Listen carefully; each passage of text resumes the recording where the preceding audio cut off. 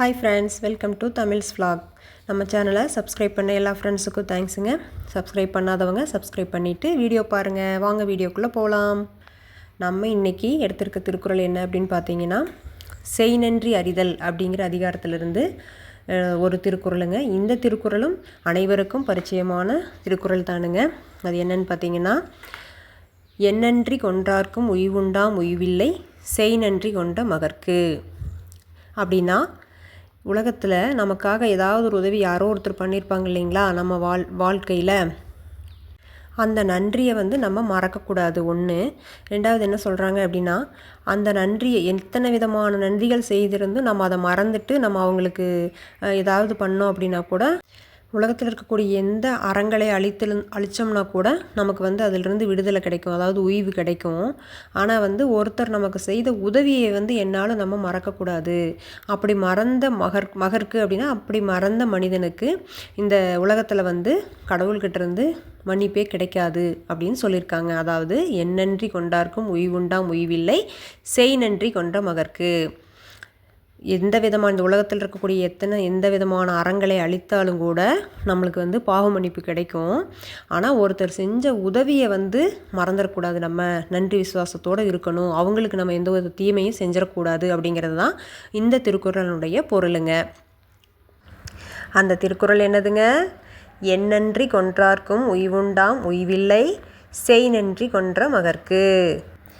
வாங்க video continue பண்ணலாம்.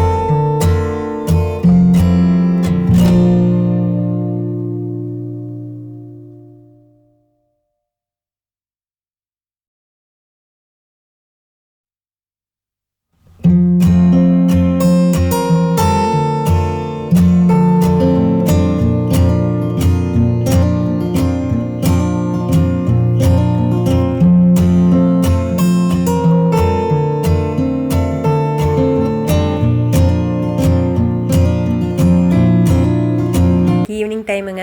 சரி, டிஃபன் பண்ணலாம் அப்படின்னு சொல்லிட்டுங்க, அதுக்கு என்ன செய்யலாம் தொட்டுக்கிறதுக்குன்னு பார்த்துட்டு குளிர் அதிகமாக இருந்துச்சுங்க. சரி, புளி சட்னி செய்வோம், இட்லிக்கு நல்லாயிருக்கும் காம்பினேஷன் அப்படின்னு சொல்லிட்டுங்க, எப்பவும் போல் கொஞ்சம் சின்ன வெங்காயம், ஒரு பெரிய வெங்காயம் எல்லாம் உளிச்சுங்க. கொஞ்சமாக கடலெண்ணெய் விட்டுருக்கணுங்க. எண்ணெயை விட்டுங்க ஒரே ஒரு தக்காளி போட்டிருக்கணுங்க. எல்லாம் வதக்கிங்க. பாருங்கள் எண்ணெயும் ஊற்றுவேன். கொஞ்சம் வெங்காயம் வதங்க வரைக்கும் எப்பவும் போல் வதக்கி விட்டுட்டுங்க.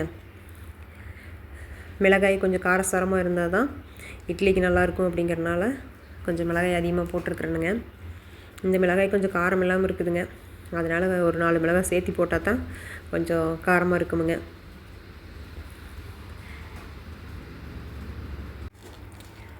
கொஞ்சம் வதங்கட்டுங்க. நல்லா வதங்கிச்சுன்னா தான் கொஞ்சம் நல்லா இருக்குமுங்க. அதை அடுப்பு ஃபுல்லாக வைக்கக்கூடாதுங்க. கொஞ்சம் சிம்மில் வச்சுக்கிட்டே வதக்கணும்னா தான் அடி பிடிக்காமல் நல்லா இருக்குமுங்க. ஏன்னா எண்ணெய் நம்ம கொஞ்சம் கம்மியாக தான் ஊற்றுறோம் இல்லைங்களா, அதனால் பாருங்கள் அது கொஞ்சம் வதங்கிடுச்சு. பாருங்கள் வதங்கிடுச்சு. கூட நம்ம பூண்டு சேர்த்திக்கலாமுங்க. பூண்டும் போட்டு ஒரு பெரட்டினோம்னா சீக்கிரம் சூடாக இருமுங்க. இங்கெல்லாம் பனி வந்து ரொம்ப அதிகமாக இருக்குதுங்க. அதனால் குளிர் ரொம்ப அதிகமாக இருக்குது. உங்கள் ஊர் பக்கம்லாம் எப்படி இருக்குதுன்னு சொல்லுங்கள். பாருங்கள் கூட அடுத்தது வந்து கொஞ்சம் பொட்டுக்கல்லைங்க. ஒரு சின்ன குட்டி ஸ்பூனில் 1 ஸ்பூன் உளுந்து பருப்புங்க, வெள்ளை உளுந்துங்க. அதையும் போட்டு இப்படியே வதக்கலாமுங்க. நான் இந்த மாதிரி தான் செய்வேனுங்க. பாருங்கள் வதங்கிட்டு இருக்குது. கொஞ்ச நேரம் சூடானா போதுமுங்க. வதங்கிடுச்சு பாருங்கள். அடுத்துங்க கொஞ்சம் தேங்காய்ங்க, ஒரு 2 சில் அல்லது 3 சில் வந்து தேங்காய்ங்க. அதை பீஸாக கட் பண்ணி அதையும் உள்ளே போட்டுக்கலாமுங்க. அதுவும் கொஞ்சம் சூடாகட்டுங்க. ரொம்ப நேரம் வதக்கக்கூடாது தேங்காய் போட்டு. அடுத்து வந்து புளிங்க. புளியும் அதே மாதிரி புளி கொஞ்சம் அதிகமாக தான் போடணுங்க. அப்போ தான் கொஞ்சம் நல்லாயிருக்கும். அது சட்னி பேரே வந்து புளி சட்னி இல்லைங்களா, கொஞ்சம் புளிப்பாக காரமாக உரப்பாக இருந்தால் தான் நல்லாயிருக்கும். அதனால் புளிங்க. அதையும் வந்து அந்த புளியை கையில் பிரித்து விட்டு உள்ளே போட்டாச்சுங்க. அடுத்தது கடைசியாக மல்லி சீரகமுங்க, ரெண்டும் ஒரு ஸ்பூன் போட்டுங்க. போட்டு விட்டு நம்ம ஒரு பெரட்டிங்க. எப்பவும் போல் கொஞ்சம் சூடானோடனே வந்து ஆஃப் பண்ணிக்கலாமுங்க. பாருங்கள் எல்லாமே பொன்னிறமாக இருக்குது பாருங்கள். ரொம்பவும் கருக விடாமல், ரொம்ப வந்து வதங்காமே பச்சை வாசமும் இல்லாத மாதிரி இருக்கணுங்க. அப்போ தான் நல்லா இருக்குமுங்க டேஸ்ட்டு. பாருங்கள் வதக்கி விட்டாச்சு. அடுத்து வந்து இப்போ நம்ம அடுப்பு ஆஃப் பண்ணியாச்சுங்க. இட்லி ஊற்றுறதுக்கு மாவு ரெடியாக இருக்குதுங்க. இட்லி ஊற்றி வச்சிடலாங்க. பாருங்கள் ஆற வச்சுருக்கேன். இதை எடுத்து மிக்சியில் போட்டு அரைச்சிக்கலாமுங்க.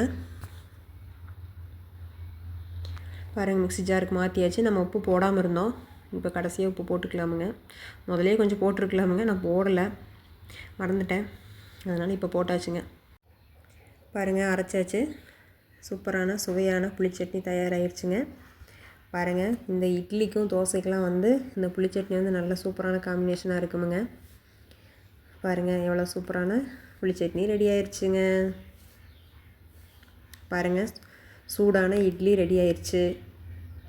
எடுத்தாச்சுங்க இட்லி. அடுத்து கொஞ்சமாக தேங்காய் சட்னி அரைச்சனுங்க. எங்கள் வீட்டில் ஒரு ஆளுக்கு புளி சட்னி கொஞ்சம் பிடிக்காது, அதனால் தேங்காய் சட்னி. இது வந்து சாம்பார் வந்து காலையில் வச்சது தானுங்க, கொஞ்சம் மிஞ்சி இருந்துச்சு, அதையும் சூடு பண்ணி வச்சுருக்கிறேனுங்க. அடுத்து அத்தை வந்து கொடுத்து விட்டாங்க, பாயாசம் வச்சு கொடுத்துருந்தாங்க, கூட ராய் வடைங்க. எல்லாமே வந்து சூப்பரான காம்பினேஷனாக சூடாக குளிருக்கு இதமானதாக அமைஞ்சிருச்சுங்க. அடுத்து தோசையும் ஒரு 2 ஊற்றிக்கலாமுங்க. எல்லோரும் ஆளுக்கு 2 தோசையும் இட்லியும் போட்டு சாப்பிட்டுக்கலான்னு ஓட்டுங்க. தோசையும் ஊற்றியாச்சுங்க. பாருங்கள் சூடான தோசை, சுவையான புளிச்சட்னி சூப்பராக ரெடி ஆயிடுச்சுங்க. வாங்க சாப்பிட்லாம். இது வரைக்கும் நம்ம வீடியோ பார்த்த ஃப்ரெண்ட்ஸ் எல்லாத்துக்கும் வீடியோ பிடிச்சிருக்குன்னு நினைக்கிறேன். தேங்க்ஸ் ஃபார் வாட்சிங். நம்ம சேனலை சப்ஸ்கிரைப் பண்ணாதவங்க சப்ஸ்கிரைப் பண்ணிவிட்டு வீடியோ பாருங்கள். நெக்ஸ்ட் நான் இன்னொரு வீடியோவில் உங்களை பார்க்குறேன். தேங்க்ஸ் ஃபார் வாட்சிங். Tata bye bye. See you.